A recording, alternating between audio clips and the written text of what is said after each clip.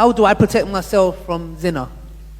I think the questions are related. So how do you protect yourself from zina? The reality is number one, everyone listen to this. It's not what you think I'm going to say. Okay?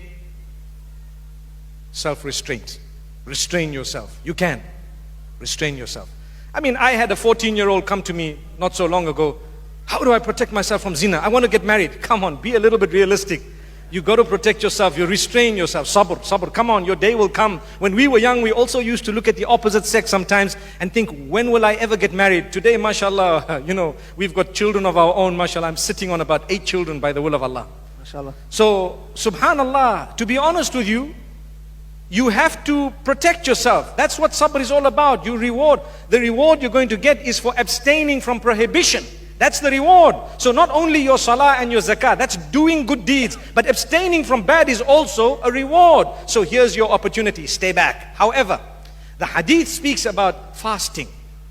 So you will fast. Fast every Monday and Thursday, fast thrice, 3 times a month, the ayyamul bid, the 13th, 14th, 15th of the lunar calendar and so on. This will help you. Concentrate, have good company.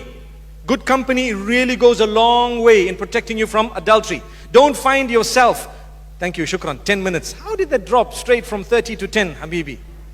Sheikh, I suggest you don't lift it. Let someone else do it, Sheikh. MashaAllah. You will have to face everybody here because it's a distraction, Sheikh. We know the time is up, don't worry. We're now on overtime. You know when a match is being played, football, and it's 0-0, you know what happens? They allow you, how many minutes more, Sheikh? I think we have 20 minutes. 20 minutes? No, I think it's more than, it's about 45 minutes. It's a whole half time. Even better. Inshallah. Yeah, 22 and a half minutes each. We have that. This is more important than football. Do you agree, guys? There we are. We are democratic. They have voted, mashallah. Okay, so what we need to do, subhanallah, is protect ourselves, have good company, read a lot of the Quran, go into lessons, try and expand your religious learning. Watch out how you use your phone. How you use your phone. I want to tell you something sad. Many of us feel we're in love with someone because of the phone. But the person in real life, I've come across so many who've got married as a result. A few have been happy, but a lot say, it's not who I thought it was. You know why? Today, like you have Photoshop, you also have akhlaq shop. Which means somehow their akhlaq is shopped. You think that they're really amazing. And when you live with them, they ignore you. They're on the phone with someone else. And you start thinking, so don't be deceived by the phone. You know, when someone says, I love you, wallahi, so many of them are just saying it because it's just like saying, hello, hi, how are you? And you know what I love you means sometimes nowadays? I want to use you. That's what it means. I promise you it means that. Have you seen what I've said once, some time back on Twitter? I said, if people can say lol without laughing, they can say I love you without loving. And I think a lot of people caught on that. But I want to add something else today and tell you, a lot of the people say, I love you, and actually mean, without you knowing, I just want to use you. And because women are generally, emotionally, they get more attached, it's sometimes the youth, the young men who are abusing this attachment. So be careful, abstain, be strict on yourself. You fast, you have good company, and you try and engage in more acts of worship. Go out and become a volunteer. Help here, help there. And subhanallah, when the time is right, then you start opening your eyes. And I have one statement for a lot of the brothers and sisters who are not married. Subhanallah. And that is, before you are married, don't close your eyes onto one person. As tough as that sounds.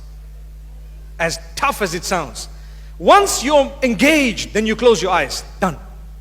Because maybe Allah doesn't want you to marry the person because they are bad, horrible. Or maybe Allah doesn't want it because something might go wrong with the children that couple will have and you don't know. So maybe Allah is keeping you apart. I'm not saying don't try. You try. You speak to your parents. You convince them. You can even change your wilaya if you want. You know what that means? This is my wali. He's my father. I will go to the panel of scholars and tell them my father is blocking my marriage without any reason. So I want to marry without my dad.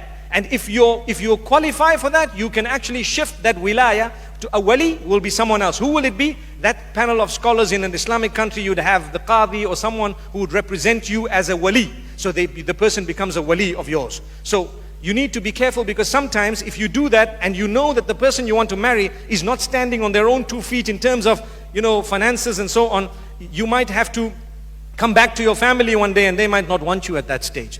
I think most families do take you back. But why should we do that? May Allah subhanahu wa ta'ala grant us ease. So if you want to protect yourself from zina, there are steps. The hadith speaks of fasting and lowering your gaze. Today people watch movies and watch this, and you know what? We see all these tutorials. Hijab tutorials are being watched by the males. I don't know what for.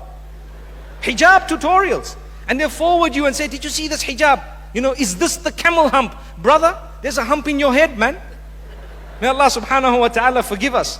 What are you worried about this thing here for? Take it easy. Let the sisters go ahead and have a peep. But then you look at your wife and you say, you know, I saw the tutorial. I think you need to look a bit like so-and-so. You know, so-and-so. May Allah forgive us. So this is why we don't lower our gaze, and we don't realize lowering the gaze is very important, even when it comes to the screen. I know, you always get wise cracks in the youth. Sometimes they say, but Sheikh, I'm lowering my gaze, looking in the screen, I'm lowering my gaze. That's not what it is. You know what I mean. You don't look at these things by the will of Allah. And if you do, you are allowed to say, mashallah. If you really have great intentions, you can even say, inshallah. But it's okay, that's where it stops.